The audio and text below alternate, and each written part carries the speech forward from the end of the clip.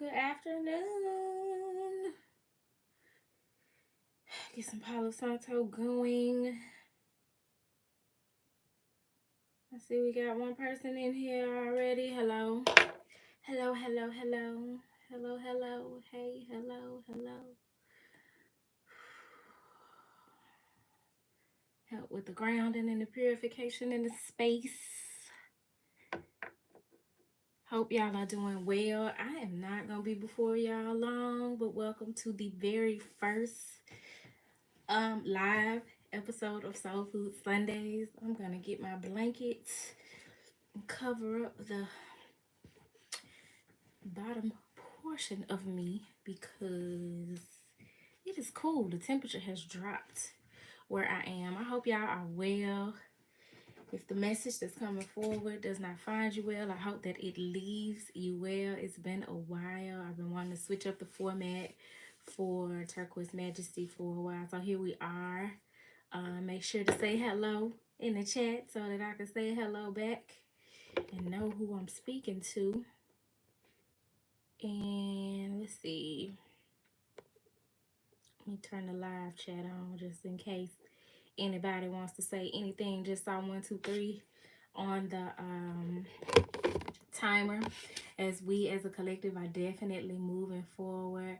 So as I told you guys about a month and a half ago, maybe the last live that I did, I was talking about the different changes that were going to be made to the channel. And one of those changes was that I was going to make Soul Food Sundays live. I can't promise y'all how often I'm going to do it, but whenever I feel it in my spirit, I'm going to come down here to the YouTube and do a live discussion with you guys about the lunar nodes being in Pisces and Virgo. The North Node is in Pisces, the South Node is in Virgo, and if I'm not mistaken, it will be that way until June of 2026. So that is something that we're needing to be mindful of because the North Node being in Pisces, meaning we're needing to head in that direction. We're needing to embody more Pisces energy in order to move toward our North Star as a collective and individually. Individually, we all have a North Node placement, but as a collective, the lunar nodes affect us as well. Hello, everybody. Thank you for joining me. We are going to be referencing Astrology for the Soul by Jan Spiller. If anybody is familiar with this book, please let me know down in the chat your thoughts about it. It is a dope read. And she has some other books, one called Cosmic Love. She has another book that talks about working with the full moon and when it's in different signs. But this is the first of her many books that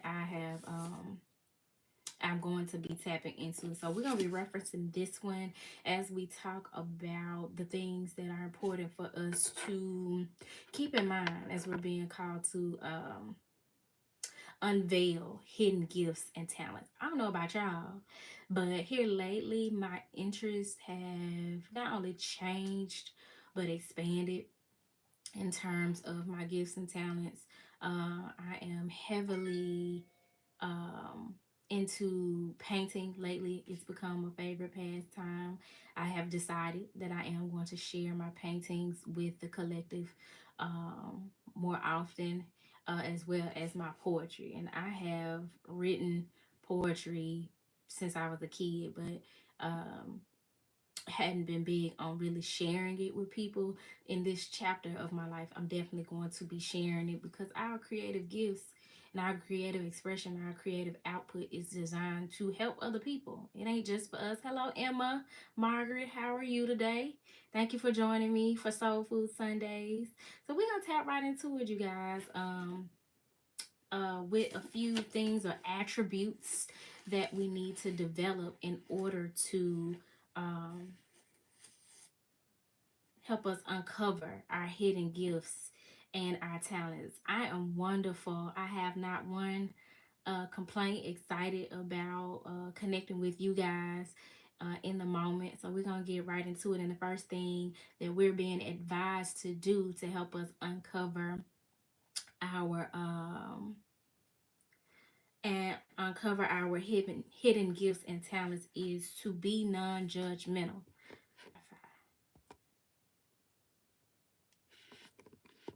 My little timer thingy is not ticking it out. Oh, it's laggy. Okay. Gotcha. Looks like we're back moving again. And so we were talking about how important it is that we not be judgmental. That stifles our creative energy. It stifles our creative flow and our life force energy when we are not only judging other people, but judging our own skills and talents. So, like, take me for example. I've just started back getting into painting a lot. But if I spent my time and energy into judging my paintings and being comparative to other people, I never have the confidence to show other people my work, right? I'd never have the confidence to present my works, my poetry, my art, or anything else that I am being divinely led to share with the collective with others. So it's important that we not be judgmental when it comes to our own creative gifts and talents as well as that of others. Because for one thing, it's low vibrational, and we absolutely have to be intentional about vibing high in order to answer our calling. So we want to be mindful of being judgmental, because for some of us it's just shits and giggles, and we think it's harmless. But what we fail to realize is that it is stifling our growth and our ability to uncover our hidden gifts and talents. So like, you think you're talented, you think you gifted, but once you tighten up and get more intentional, you'll discover that there you have more gifts and talents. And some of those gifts and talents are things that you will be discovering from past lives. You'll be pulling forth gifts and talents from the Akashic records, which is from the past and the future, into your present 3D reality. So that is dope.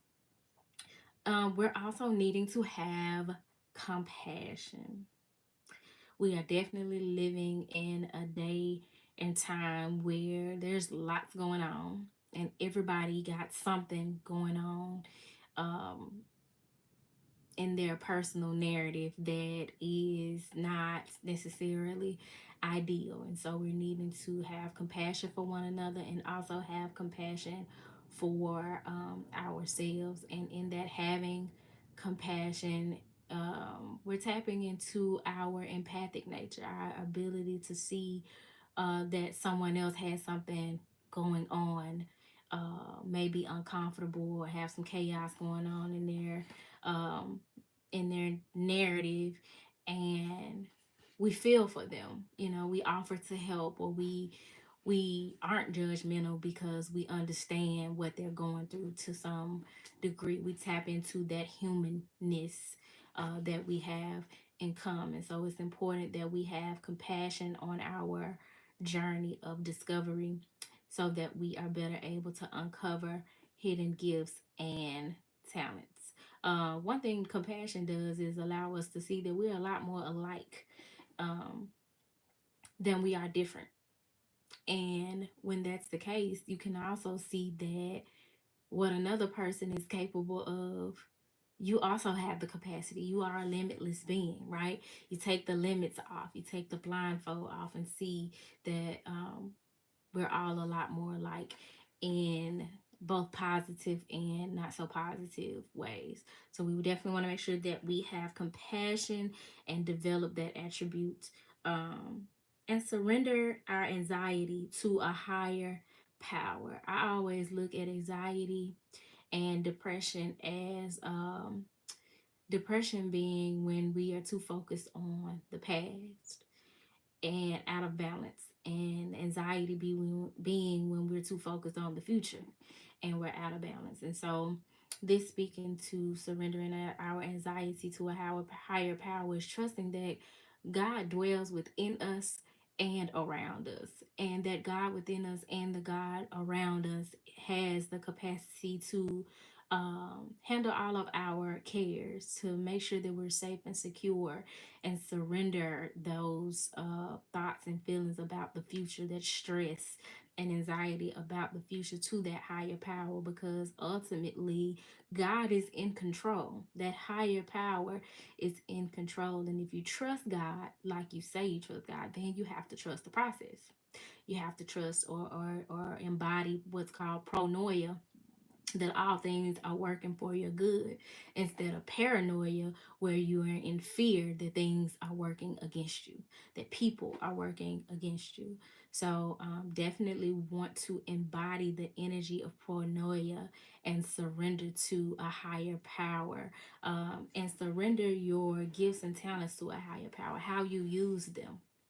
If God says to you that you are a profound artist, that you are a profound musician, you are a profound teacher, you are a profound engineer, you are a profound baker, or whatever it is that your calling includes, trust it.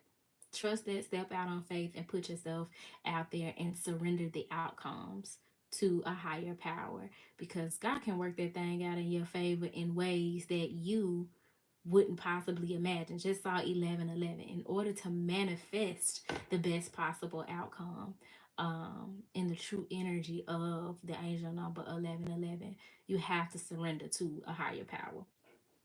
So the next attribute that we're needing to develop is to free the mind through meditation and self-reflection. First of all, we are in a universal year 9. 9 being a numerology, an energy of ending cycles. As we are being coming face to face with things that need to end, with cycles that need to end, with things that we need to um,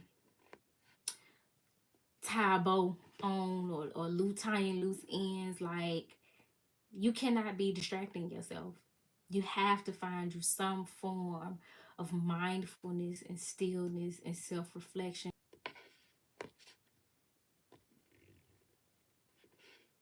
This is why I do most of my videos recorded right here, because this whole network thing is irritating.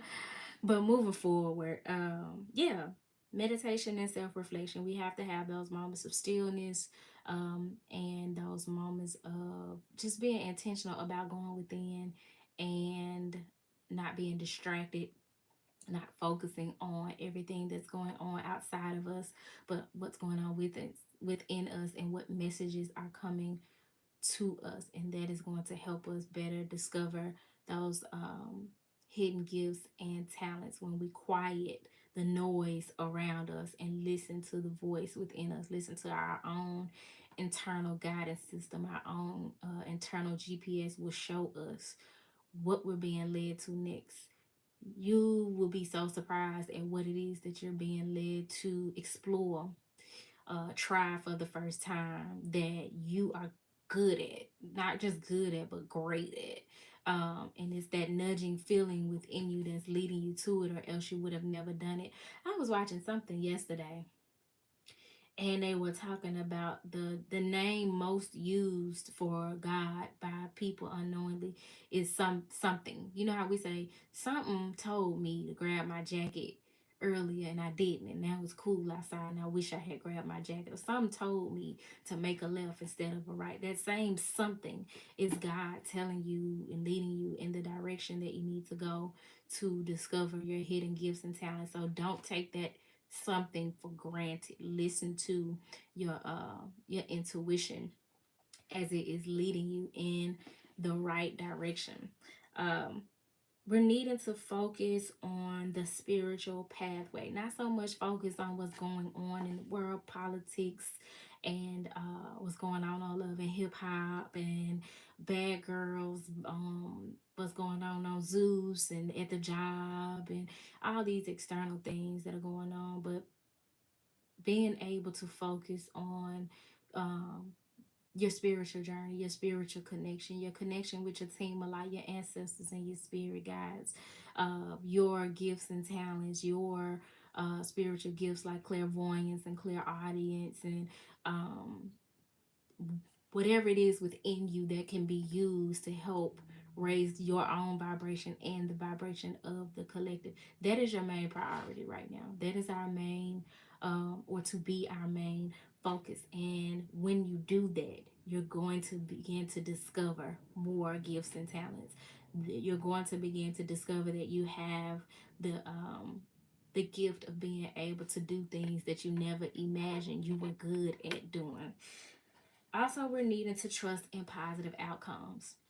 We're needing to embody a spirit of optimism. We're needing to tap into that energy of the star card and the tarot, being optimistic and trusting that things are working out in our favor. Again, pro noia.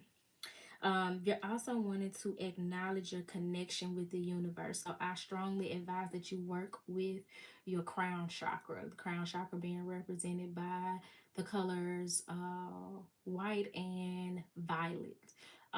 So you want to use herbs like blue lotus and what are some other crown chakra herbs? Blue lotus, mugwort's good. Let's see, and you can use them a myriad of ways. I would advise using them as a tea,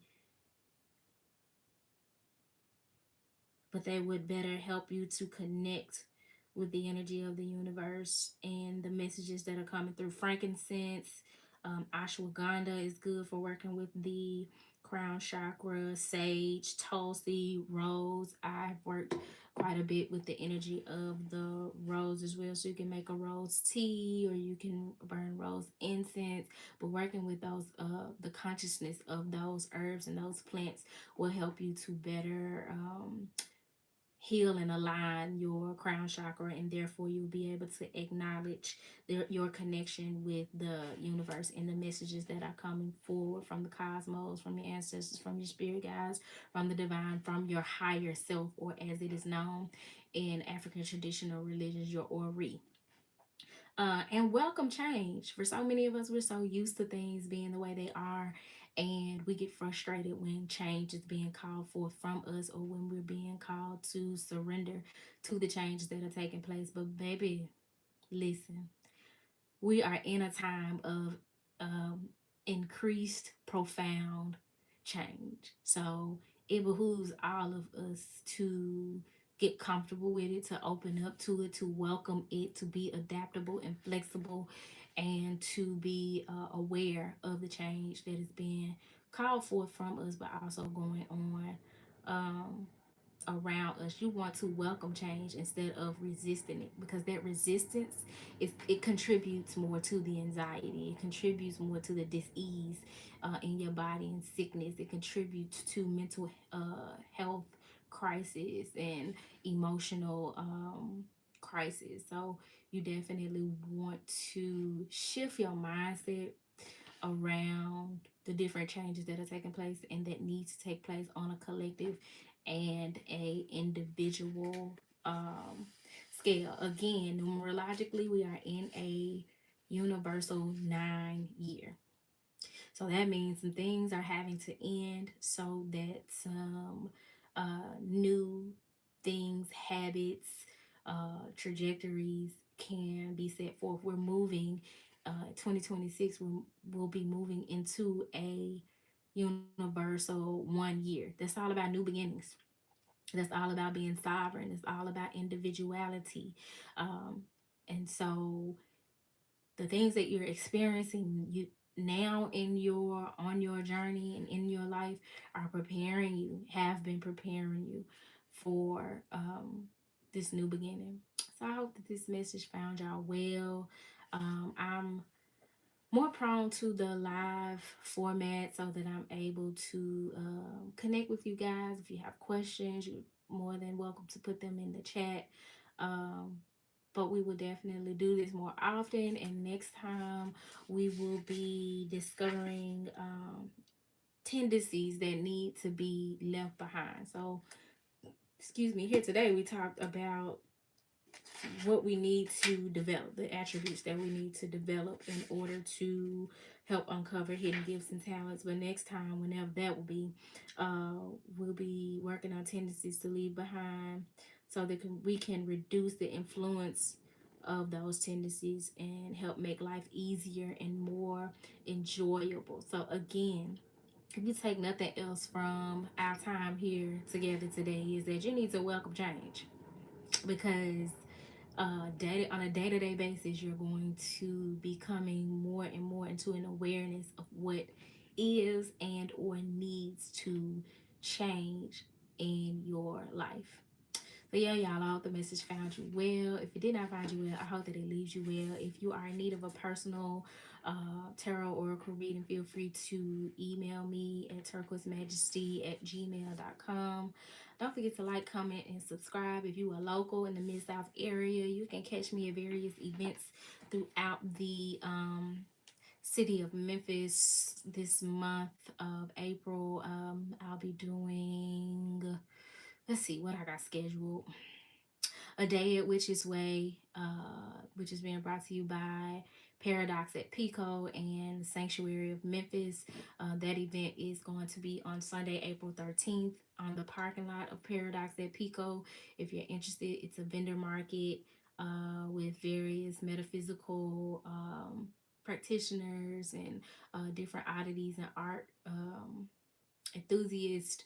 So that'll be on April 13th from 12 to 5, I think.